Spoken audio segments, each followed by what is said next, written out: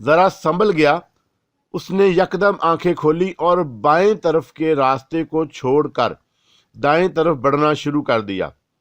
ابھی اس نے ایک فرلانگ کا فاصلہ ہی طے کیا ہوگا کہ اسے ایک تیز پھنکار سنائی دی۔ اس نے یکدم گھوم کر پیچھے دیکھا تو اسے اپنا دم گھٹتا ہوا محسوس ہوا۔ اس کے سامنے کم و بیش 2 فٹ موٹا اور کم از کم 20-22 گز لمبا اژدہا منہ پھاڑے دکھائی دیا۔ اژدہے کے منہ میں باریک باریک دانت آری کے دندانوں کی مانند رات کی تاریکی میں بھی نمایاں تھے۔ اژدہے کی پھنکار کے ساتھ ہی اس کے منہ سے آگ کے شعلے نکلے اور ان کی ضد میں آنے والی جھاڑیاں راکھ کا ڈھیر بنتی جا رہی تھیں۔ بھولے ناتھ نے سنبھلتے ہی منہ میں ایک منتر پڑھ کر اژدہے پر پھونک دیا۔ اژدہا لپک کر پرے ہٹ گیا اور جواباً اس نے بھی ایک زوردار پھنکار ماری اور ایک بڑا سا شعلہ بھولے ناتھ کو اپنی لپیٹ میں لینے کے لیے آگے بڑھا۔ مگر اس کے جواب میں بھولے ناتھ نے ایک اور منتر پڑھ کر اس شعلے پر پھونک دیا اور شعلہ یوں بجھ گیا جیسے اس پر کسی نے پانی پھینک دیا ہو۔ بھولے ناتھ نے فوراً جیب سے وہی سرخ خنجر نکالا اور تاک کر اژدہے کی آنکھ پر مارا۔ خنجر تیر کی طرح اڑتا ہوا اژدہے کی طرف بڑھا اور ٹھیک اس کی آنکھ میں جا گھسا۔ اس نے اذیت سے ایک تیز پھنکار ماری اور تکلیف سے اپنا سر زمین پر پٹکنے لگا۔ بھولے ناتھ دور کھڑا اس کی طرف دیکھ رہا تھا۔ خنجر دستے تک اس کی آنکھ میں گھسا ہوا تھا اور اس میں سے سبزی مائل گندا مواد نکل کر اس کے چاروں طرف جمع ہو رہا تھا۔ اس کی اکلوتی آنکھ میں غیظ و غضب کی بجلیاں لپک رہی تھیں۔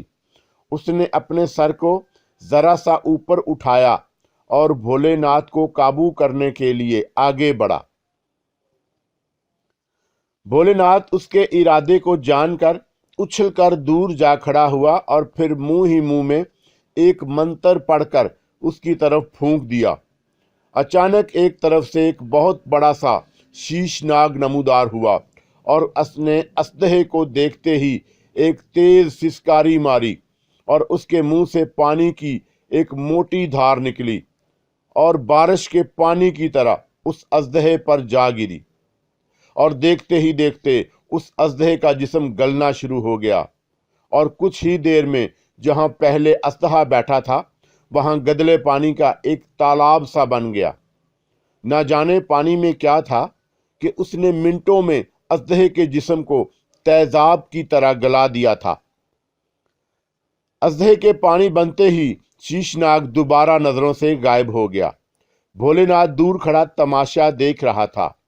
شیشناگ کے غائب ہوتے ہی اس نے دوبارہ سفر شروع کر دیا اور دل ہی دل میں ناگ دیوتا کے بر وقت پہنچ جانے پر اس کا شکر ادا کر رہا تھا، کیونکہ اس نے مجبور ہو کر ناگ دیوتا کو بلانے کا منتر پڑا تھا۔ اکثر یوں بھی ہوا تھا کہ اس نے بار بار منتر پڑھا مگر ناگ دیوتا ٹائم پر نہ پہنچ سکا۔ آج یہ پہلی بار ہوا تھا کہ اس کے ایک بار منتر پڑھتے ہی وہ اچانک حاضر ہو کر اس کی جان بچانے میں کامیاب ہو گیا تھا۔ بھولے ناتھ سمجھ گیا کہ اس کو اژدہے کو اس سادھو نے ہی اس کے لیے بھیجا تھا۔ وہ اپنے ایک جاپ کے ذریعے اس کے حربے کو ناکام کر چکا تھا۔ بھولے ناتھ کو خچر پر سفر کرتے مسلسل 2 روز ہو گئے تھے، لیکن ابھی تک کالی پہاڑیوں کے کوئی آثار تک دکھائی نہ دیے تھے۔ اسے اس بات کا بھی افسوس تھا کہ اس نے خام خواہ مشکل جاپ کر کے آشمل روح کو تابع کیا اور اسے حاصل کیا ہوا صرف کالی پہاڑیوں تک جانے کا راستہ، اور وہ بھی بہت کھٹن اور شیطان کی آند کی مانند طویل۔ سادھو کی طرف سے بھیجے گئے اژدہے کو دیکھ کر اسے یہ بھی بخوبی اندازہ ہو گیا تھا کہ اس کا مقابلہ بہت زوروں پر ہوگا، کیونکہ دوسری طرف ایک عام منش نہیں بلکہ ایک گیانی ہے जिसे काले इल्म से ही मार देना होगी। सिफली दुनिया, जिसे काली दुनिया से भी पुकारा जाता है, एक अलहदा और पुरस्रार दुनिया है। ये आम इंसान की सोच से बहुत बालातर है। इस दुनिया में कुछ पुरस्रार कुव्वतें कार फरमा हैं और उनका अलग ही निज़ाम है। साइंस इस दुनिया के सामने आज भी बेबस रही है।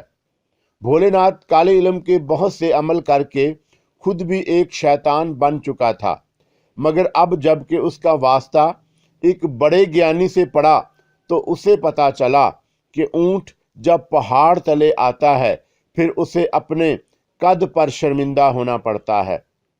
लेकिन उसके साथ साथ उसे इस बात की भी तसल्ली थी कि उसके पास काले इल्म का एक वार मोर पंखी मूठ थी।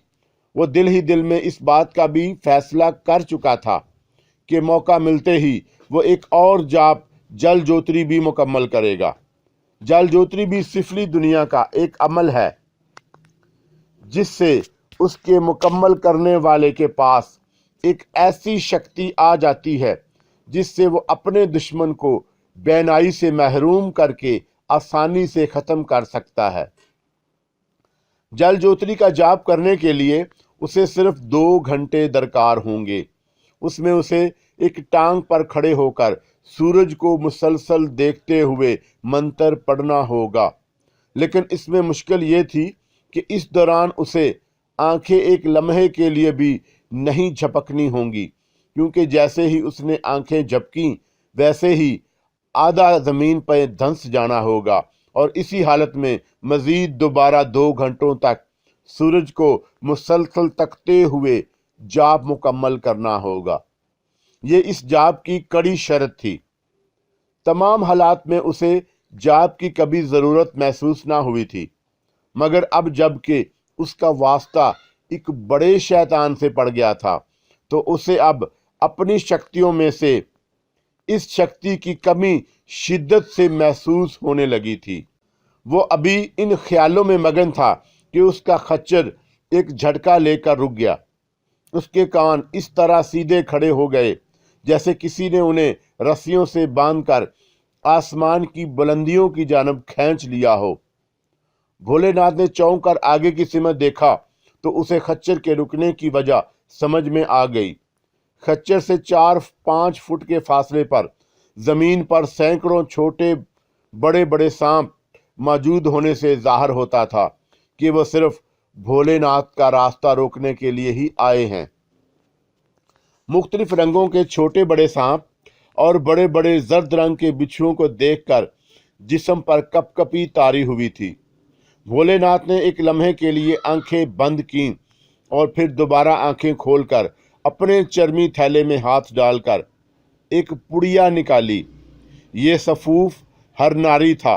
शीश नाग की कुचली से बना हुआ इस सफूफ की खुशबू से हर किस्म के सांप यूं दूर भागते थे जैसे गलेल को दूर भागता है।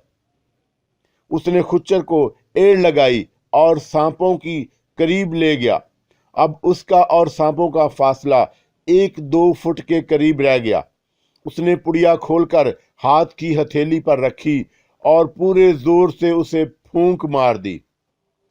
सफूफ उड़कर सांपों और बिच्छुओं पर गिरा और उसने देखा कि सफूफ पड़ते ही सांपों और बिच्छुओं में खुलबली सी मच गई और जिसका जिधर मुंह उठा उस तरफ को भाग गया और कुछ ही देर में मैदान साफ हो गया।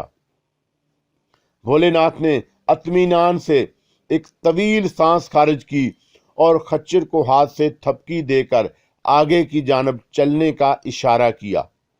खच्चर खतरा दूर होते ही अपने कान दोबारा नॉर्मल हालत में ले आया। इंसान की निस्बत जानवर खतरे की बू को जल्द और दूर से भांप लेने की सलाहियत रखते हैं। भोलेनाथ को सफर करते हुए तीसरा रोज था कि शाम को झटपटा सा छा रहा था। सूरज को गरूब हुए आधा घंटा ही हुआ था कि आसमान पर कहीं कहीं सफेद बादल तैरते फिर रहे थे। कहीं कहीं उनके अंदर से झांकते सितारे जमीन पर देखने में नाकाम हो रहे थे। भोलेनाथ के मुताबिक अब तक काली पहाड़ियों की सरहद पर पहुंच जाना चाहिए था और इसीलिए वो अभी इधर उधर ही देख रहा था कि अचानक सामने से एक सरकटा बरामद हुआ। उसके कंधों पर सिर्फ गर्दन ही थी और जिस्म सर से महरूम था। गर्दन से खून एक फुआरे की मानद उबल रहा था, जिसके गिरने से उसका सारा जिस्म खून में नहाया हुआ था। भोलेनाथ ने उसे देखते ही खच्चर को रोक लिया।